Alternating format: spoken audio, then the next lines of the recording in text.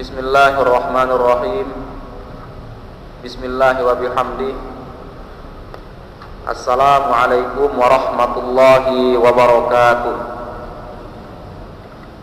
Alhamdulillah.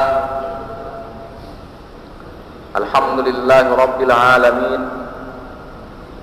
Wassalatu wassalamu ala khairil khalqi ajma'in, sayyidil awwalin wal akhirin, habibina Muhammadinil amin, wa ala alihi wa sahbihi ajma'in. Amma ba'du. Al-mu'takifin wal mu'takifat Masjid Besar At-Taqwa Pancor, rahimakumullahu jami'an. Semoga Allah Subhanahu wa taala berkenan untuk terus memberkahi hidup kita, memudahkan segala urusan-urusan baik yang kita lakukan.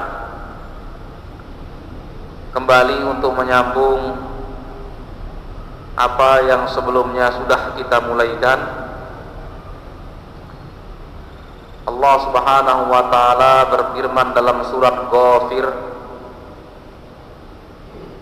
ayat ke-38 dan seterusnya. Bismillahirrahmanirrahim. Wa qala alladhi amana ya qaumi ittabi'uni ahdikum sabilar rasyad. Ya qaumi innama hadhil hayatud dunya mata'un wa innal akhirata hiya darul qarar. Shadaqallahul azim. Allah Subhanahu wa taala nanti dari ayat ke-38 sampai ayat 44 bahwasanya seorang laki-laki yang beriman dari warga Fir'aun itu menyampaikan, wa qala alladhi amana, ay ar-rajul al-mu'min min ali Fir'aun. Yang berkata di sini adalah laki-laki yang beriman. Wa qad kana yad'uhum ilal imani bi Musa wa tamassuk bi tariqatihi. Sebelumnya yang kita baca juga, laki-laki ini mengajak Fir'aun, mengajak kaumnya untuk apa? Beriman kepada Allah Subhanahu wa taala, wa tamassuk bi tariqatihi, dan berpegang teguh, memegang tariqah, yaitu pondasi-pondasi yang disampaikan oleh Nabi Musa alaihi salam. Apa katanya? Ya qaumi, wahai kaumku, ittabi'uni, imtathilu ma amarakum bih, taatilah apa yang diperintahkan kepadamu. Ahdikum sabilar rasyad. Ittabi'uni artinya ikutlah. Mana ikutlah itu? Walaisal muradu biqaulihi ittabi'uni tariqatat taqlid. Yang diinginkan oleh ittiba itu bukanlah taklid. Taklid itu artinya mengikuti saja tanpa mengetahui, tanpa ada ilmu tentang apa yang dia ikuti, kemana arahnya dan lain-lain. Tetapi ittiba lain daripada taklid. Li'annahu qala ba'dahu ahdikum sabilar rasyad. Ittiba itu mengikuti dengan ilmu. Karena ayat ahdikum sabilar rasyad artinya apa? Saya akan menunjukkan kepadamu sabilar rasyad.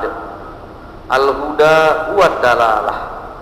Ahdikum menunjukkan itu artinya mengarahkan orang-orang yang bayyanal adillata lil ghairi yang menjelaskan dalil-dalil agama kepada yang lain, yusofu bi annahu hadahu, bisa disifati bahwa dia telah menjadi jalan petunjuk dari Allah. Allah yang memang memberi petunjuk, tetapi perantaranya adalah orang-orang yang menjelaskan dalil-dalil agama kepada orang lain. Misalnya sholat rawatib qabliyah maupun ba'diyah, itu ada yang sunnatun muakkadah, ada yang sunnah saja, ada yang sunnatun muakkadah, ada yang sunnah. Ulama kemudian menjelaskan kepada kita dalilnya mengapa dia sunnat, karena sunnah adalah hukum, dan hukum itu ada masodirnya, ada sumbernya. Setiap hukum dalam agama itu ada landasannya, ada dalilnya, ada sumbernya. Allah Subhanahu wa ta'ala memberikan kita petunjuk terhadap dalil-dalil itu, tetapi melalui perantara. Maka perantara itu mudah-mudahan kita termasuk di dalamnya. Sabilar Rasyad, jalan hidayah. Karena Rasyad itu lawannya adalah al-ghay. Al-ghay itu kesesatan, ad-dhalal. Dalam surat Al-Baqarah misalnya, qad tabayyana ar-rusydu minal ghayy, telah jelaslah mana yang berisi hidayah petunjuk, mana yang berisi dhalal kesesatan. Maka sabilur rasyad huwa sabilus sawabi wal khairi wa ma yuaddi ilaihi. Sabilur rasyad dalam ayat ini adalah jalan-jalan yang menghantarkan seseorang kepada as-sawab, yaitu ganjaran dari Allah. Wal khair, jalan yang menghantarkan seseorang kepada kebaikan, jalan kebaikan, dan apa-apa yang mengarahkan orang menuju jalan kebaikan itu. Aturan-aturan syariat yang ada dalam agama ini adalah jalan kebaikan.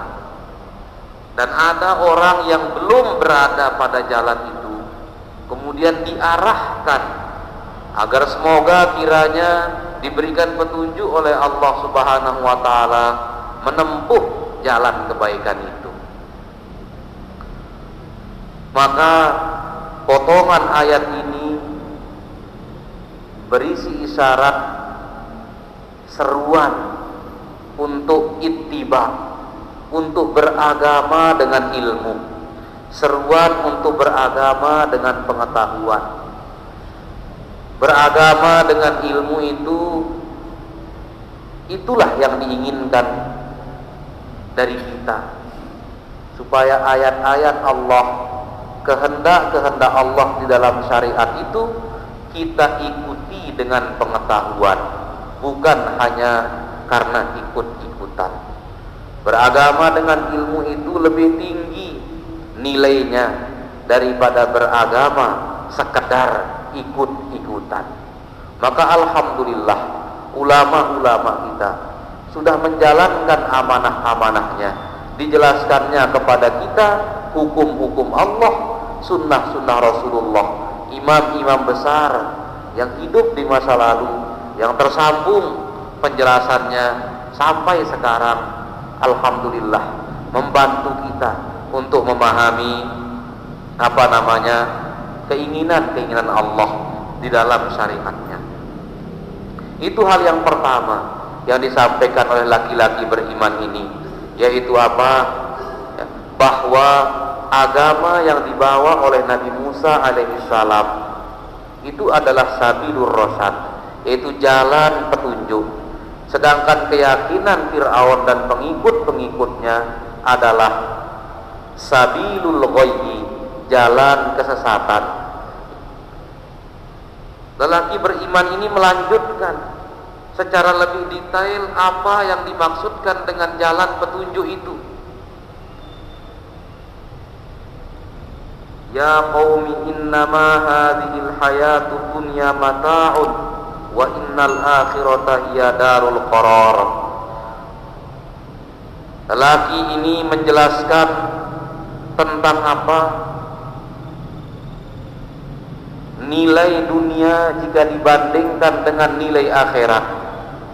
Dunia itu disifati sebagai mata'un, sesuatu yang enak, sesuatu yang nikmat, tetapi tazulu, tetapi dia akan hilang.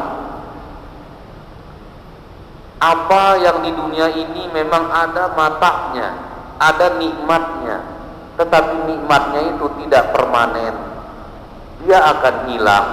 Entah nikmatnya yang hilang, atau benda yang mengandung kenikmatan itu yang hilang, atau manusia yang berubah sehingga dulu mampu dia nikmati, sekarang tidak mampu lagi.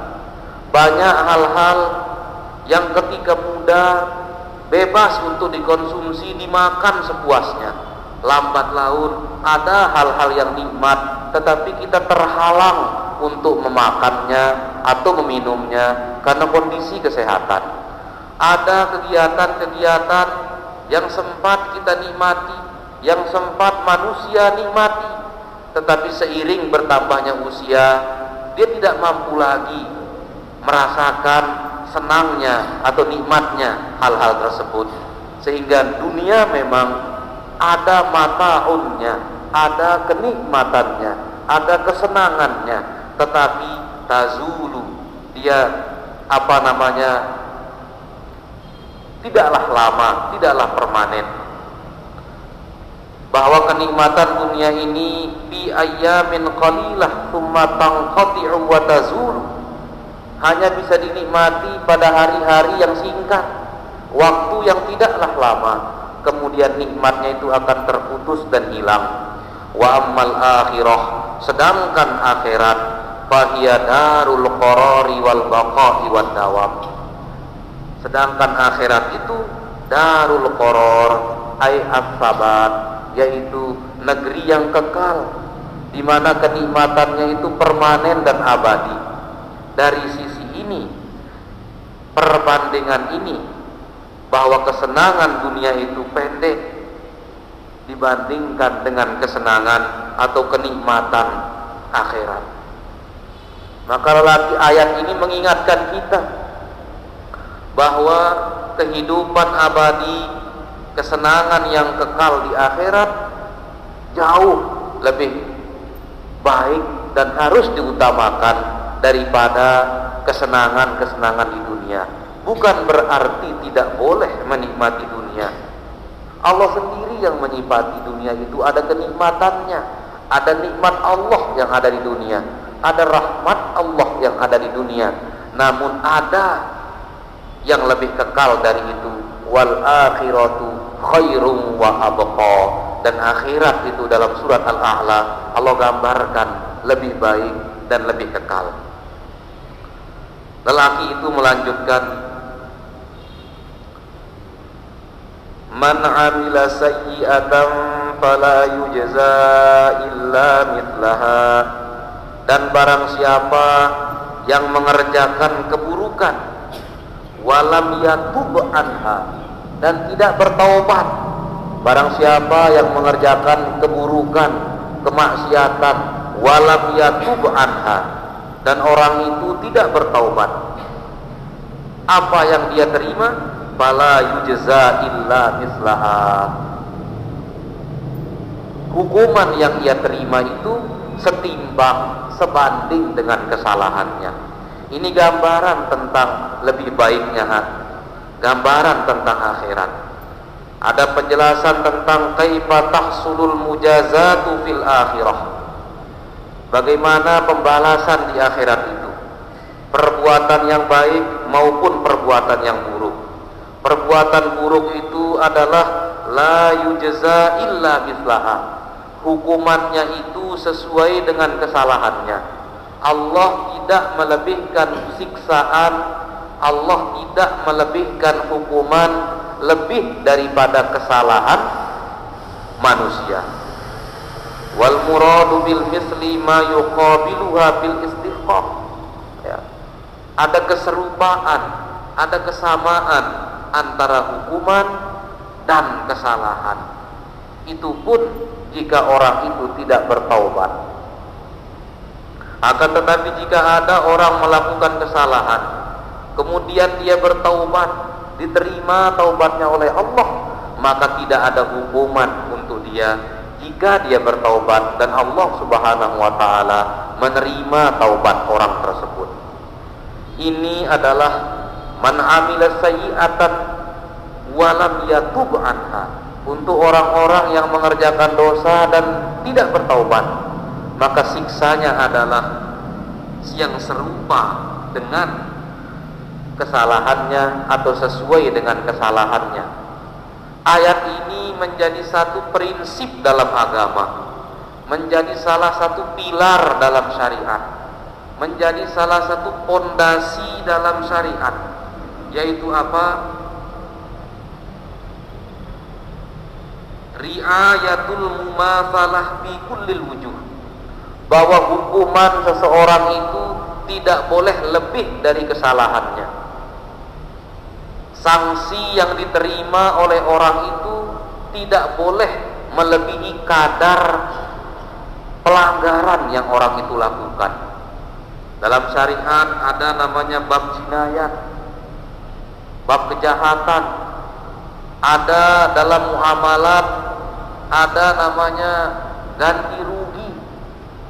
Ganti rugi itu al-mumatsalah, sesuai dengan dampak kerugian yang diakibatkan oleh orang. Tidak boleh menghukum orang lebih dari kesalahannya. Ayat ini sekali lagi, man amila sayyi'atan fala yujza illa mithlaha, barang siapa yang mengerjakan keburukan, pelanggaran, kesalahan, tidak dihukum kecuali dengan yang sebanding dengan kesalahannya. Maka sekali lagi ayat ini menjadi salah satu pokok dan pilar bahwa riayatul mumatsalah, memperhatikan keseimbangan, kesamaan antara kesalahan dan hukuman, itu menjadi hal yang dipesankan dalam agama, sehingga tidak boleh memberikan sanksi ganti rugi melebihi kadar pelanggaran seseorang. Wa man 'amila shalihan min dzakarin aw untha wa huwa mu'minun fa ulaika yadkhulunal jannah yurzaquna fiha bighairi hisab. Tetapi Allah Subhanahu wa taala setelah menggambarkan anna jazaa'as sayyi'ati maqsurun 'alal mithli, setelah Allah menggambarkan hukuman untuk kesalahan itu sama dengan jumlah kesalahannya, bayyana anna jazaa'al hasanah ghairu maqsurin 'alal mithli, tetapi ganjaran kebaikan itu tidak serupa dengan kebaikan, tidak sama dengan kebaikan. Ganjaran kebaikan itu lebih dari kebaikan yang dilakukan oleh seorang hamba. Pahala dari kebaikan itu lebih dari nilai serta bobot ketaatan yang dilakukan oleh seorang hamba. Barang siapa yang mengerjakan kebaikan sedangkan dia beriman, fa ulaika yadkhulunal jannata, maka orang-orang tersebut akanlah masuk surga, yurzaquna biha bighairi hisab. Ganjaran kebaikan itu Allah lipat gandakan. Allah Subhanahu wa taala melipat gandakannya bahkan bighairi hisab. Dan kebaikan utama, kebaikan pokok yang melekat pada orang Islam itu adalah apa? Al-iman. Kebaikan pertama orang Islam itu adalah al-iman. Sehingga dengan keimanan yang kita miliki, keimanan yang ada pada dada orang Islam itu membuatnya tidak akan kekal di neraka.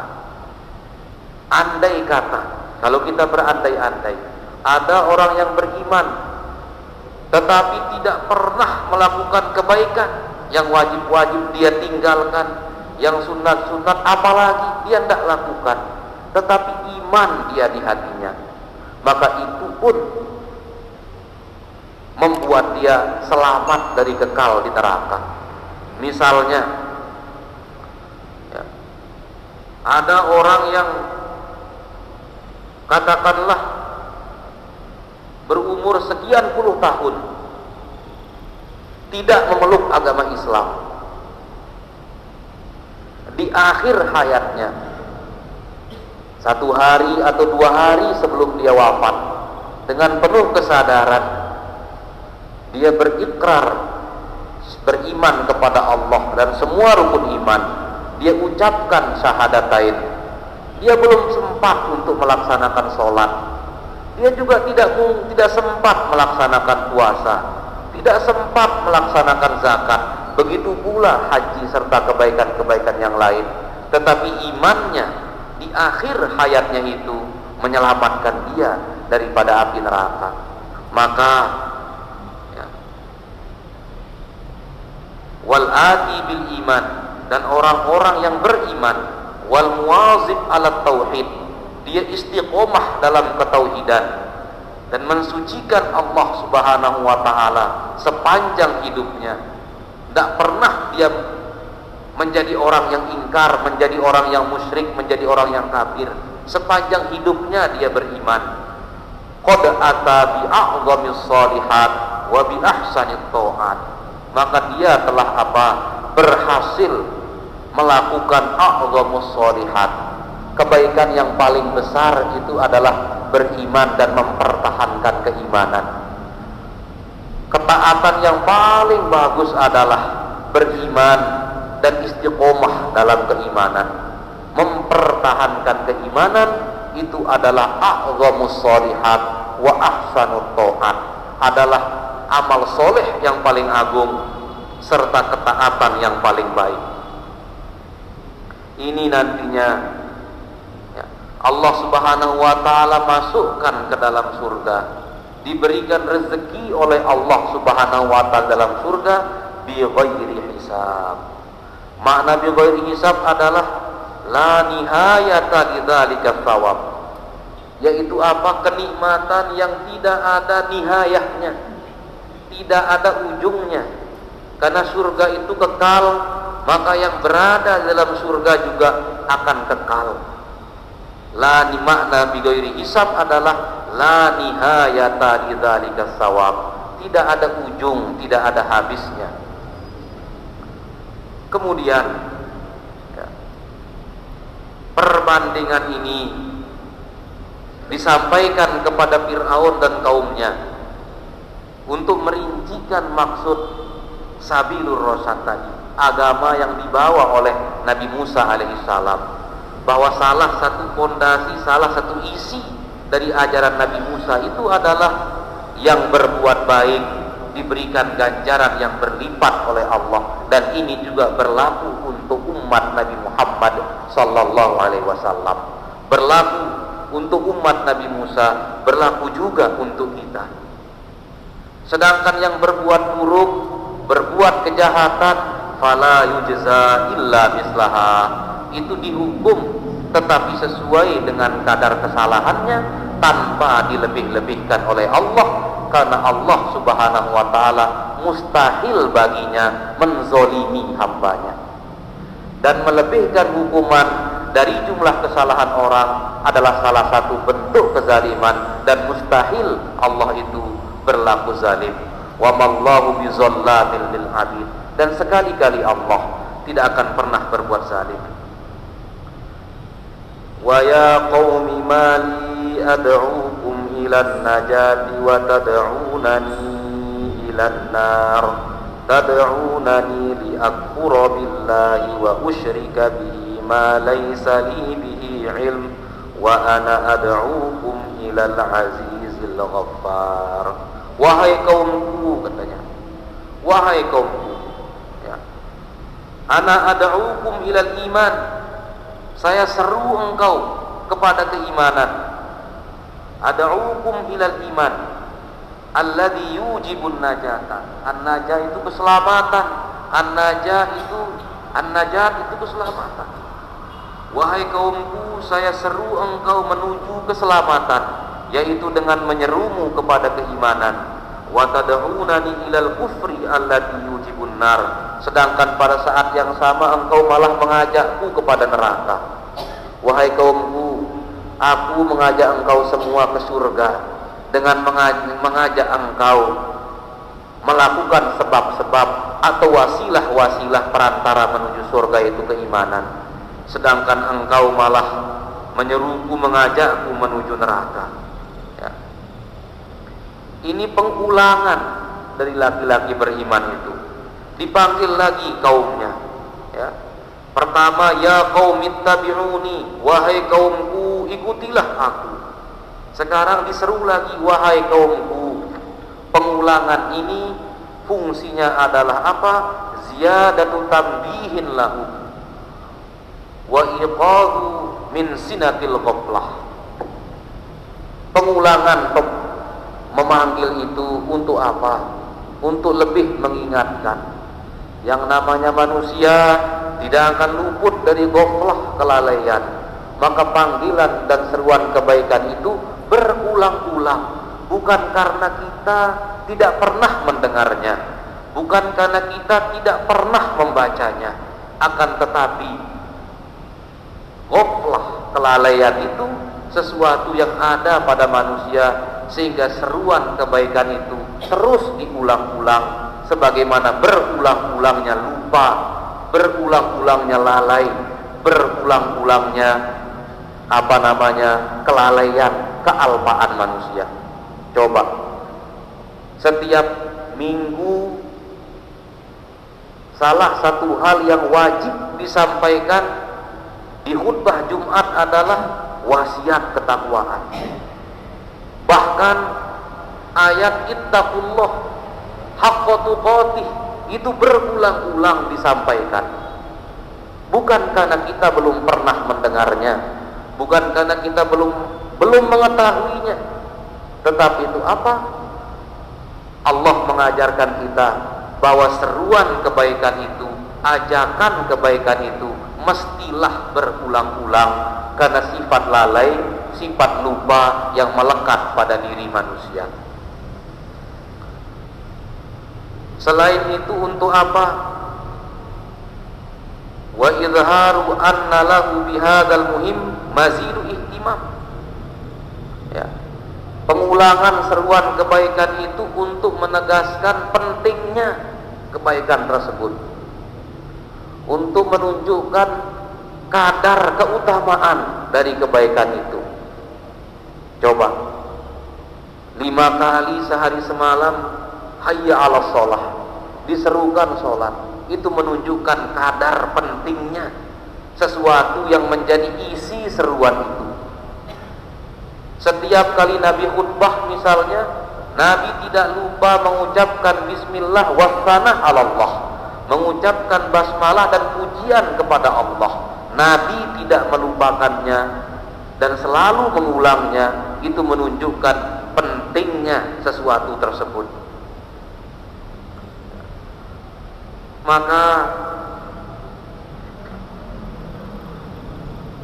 lelaki beriman ini mengatakan kepada kaumnya, saya mengajak kalian kepada keselamatan dari neraka, engkau malah mengajakku menuju neraka.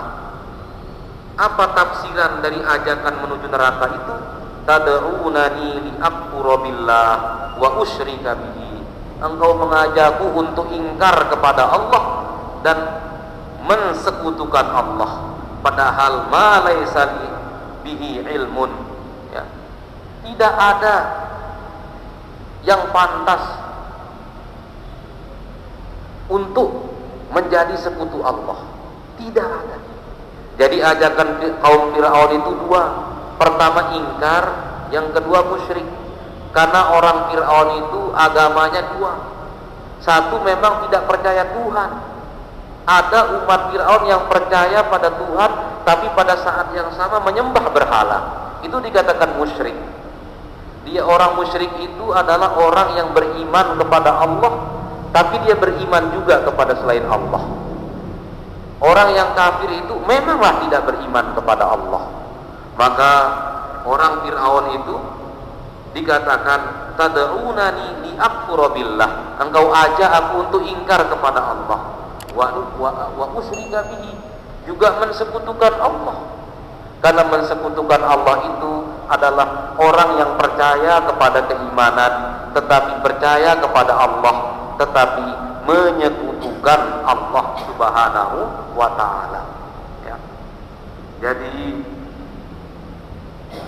sebagian besar kaum Fir'aun itu kanu yungkiruna wujudal ilah, tidak percaya tentang adanya Allah.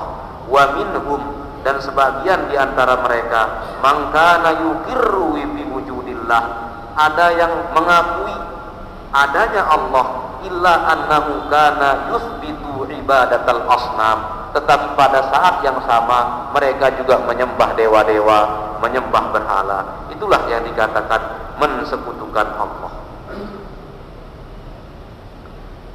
Kemudian wa ana ad'ukum ilal azizil ghaffar, engkau mengajakku untuk ingkar, mengajakku untuk syirik, padahal aku mengajakmu untuk apa?